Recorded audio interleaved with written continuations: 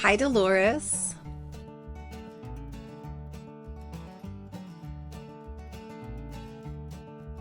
Moving a lifetime of stuff into your new RV home is going to leave very little space for new experiences, and it's going to make travel days so much more difficult and long.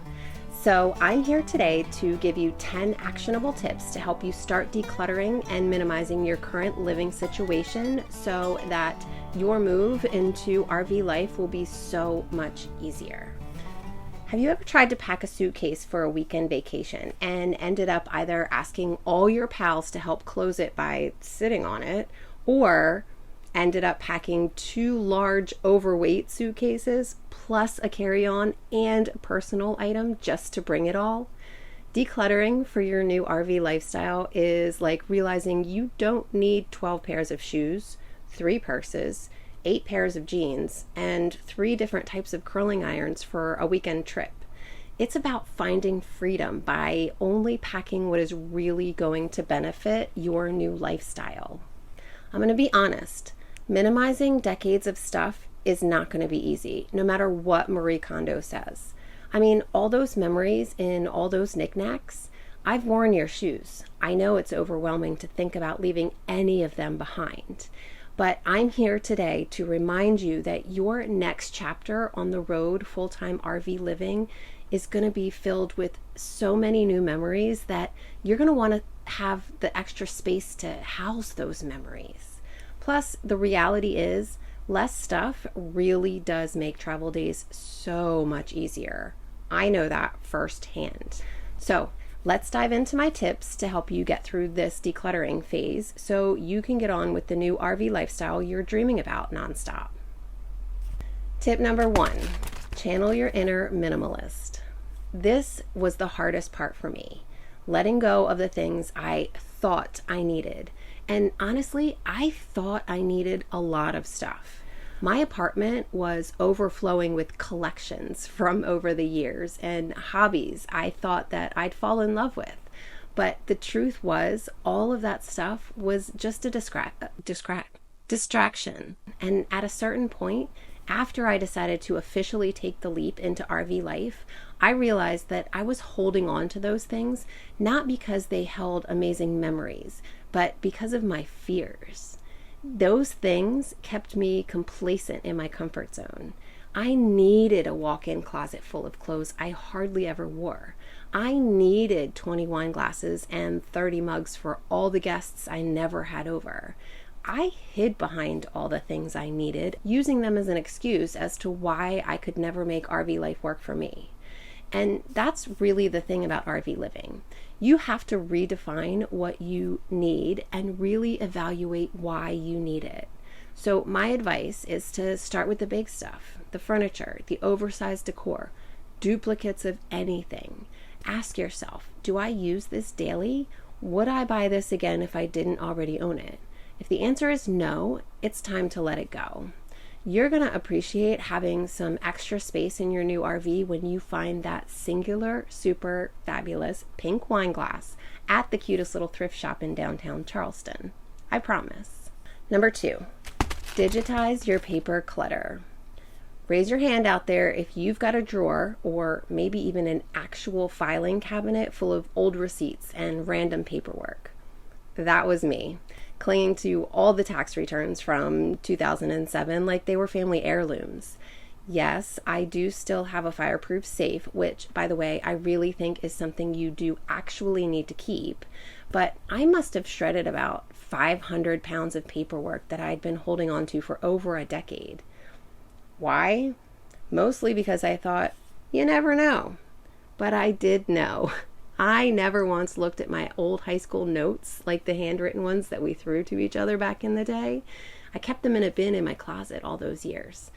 Although I have held on to a couple of diaries from my teenage years. They make for fun nights with my daughter. But 90% of that paper stuff, just why? Here's my 2 cents. Scan and upload all the important documents to cloud storage or an external drive. For things like warranties, manuals, or sentimental cards, take a picture and save it digitally. And if it's junk mail or a pizza receipt from 2013, straight to the shredder. Keep only the most important pieces in a small fireproof safe and let the rest go. And another small piece of advice, if you're not already there, sign up for paperless everything. It will not only save trees and space, but it will also keep your mail from weighing 150 pounds when you get it once a month. Number 3, measure your future space. If you're not sure what your new RV home is actually going to look like, picture this. You're moving into a space the size of a shoebox, and not one from that tall pair of super cute black boots. I'm talking the shoebox from those cute little pink kitten heels. If I had to put a number around it, I'd probably say that your new space is going to be about 80% less than what you have now. Just think tiny cabinets, shallow drawers, and maybe an underbed compartment for your most important treasures. Here's my suggestion. Research all the RV layouts, watch virtual tours, and visit dealerships to get a sense of what you're working with. Then start packing as if you already owned that RV home from the lot that you loved.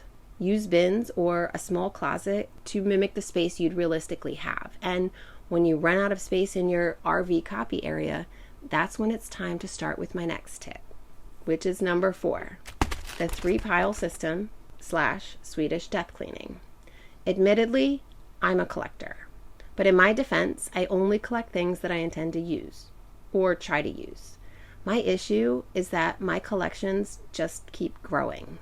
Over the last 4 years, I've acquired every single art medium ever made. Like seriously, all of them. Oddly enough, I didn't even bring my full art collection with me when I moved into my RV home, but somehow 70% of it still made the cut. Adopting the death cleaning idea helped me out a lot. I really wish I had heard about it beforehand, but basically, the idea is that you declutter to the point that your loved ones won't have to deal with a bunch of stuff that was only important to you at the time you bought it. A slightly less death-inspired version is to just sort everything you own into 3 piles. A keep pile, a donate/sell pile, and trash. And don't be afraid to be ruthless. If you haven't used something in a year, it probably belongs in the donate or trash pile. For sentimental items, pick 1 or 2 keepsakes and let the rest go. Your goal is to keep only what fits comfortably in your new RV lifestyle. Tip number 5, downsize the closet. This was my Everest. Downsizing my wardrobe. I thought I needed it all. 7 pairs of jeans, 3 winter coats, and 20 pairs of shoes. Now, 2 years later, I wear the same 2 pairs of jeans and 3 pairs of shoes all the time. And I've also learned how to multi-purpose dress. For example, I buy pants that function as daily around the house pants.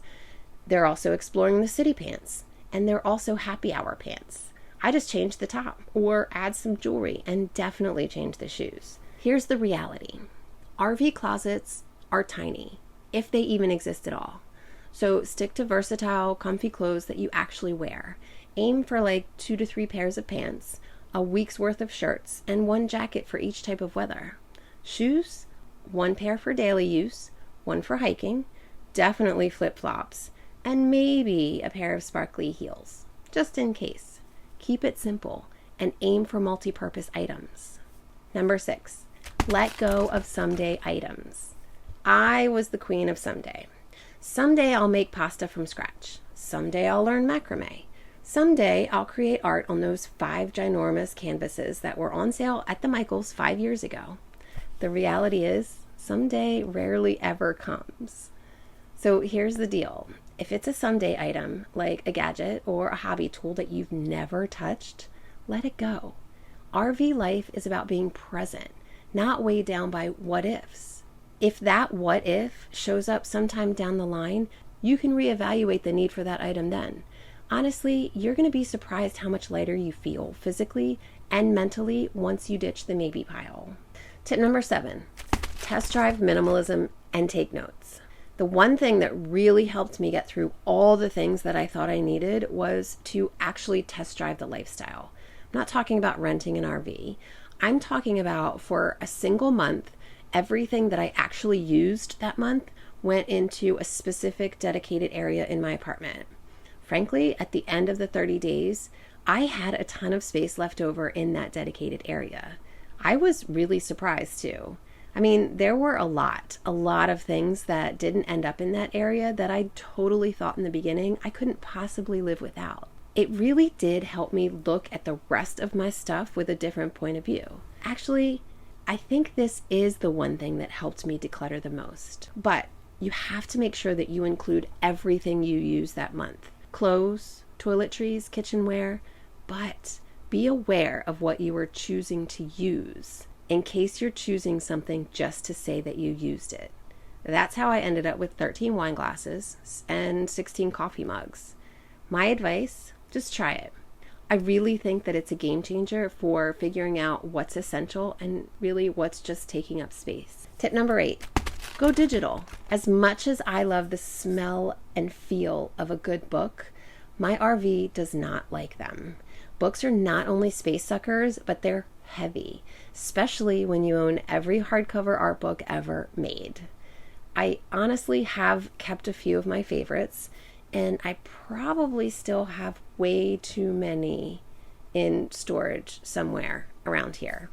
But between e-readers, streaming services, and cloud storage, I've saved so much space, and my back and my RV thanks me for it.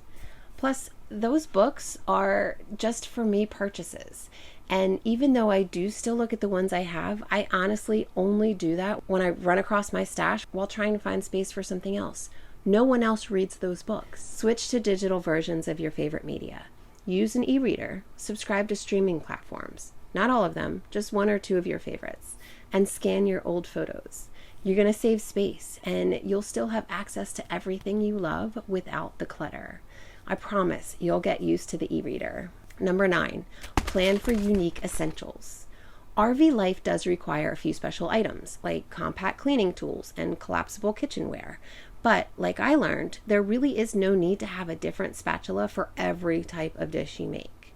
Prioritize space saving.